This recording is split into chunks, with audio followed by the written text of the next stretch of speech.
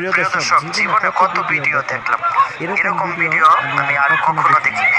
আপনারা পুরো ভিডিওটা দেখলে অবাক হয়ে যাবেন।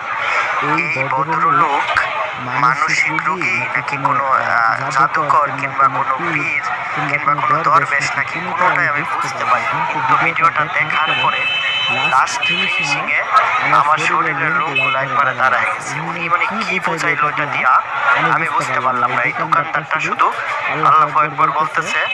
এই দোকানদারটা কিন্তু অনেক ভয় পাইছে। ওনার হাতে কিন্তু প্রচুর টাকা।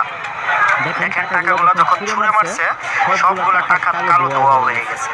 তো ঘটনাটা কি সত্য নাকি মিথ্যা, আপনারা দয়া করে আজকের ভিডিওতে কমেন্ট করবেন। কে কোথায় থেকে ভিডিওটা দেখতেছেন অবশ্যই একটা কমেন্ট করবেন।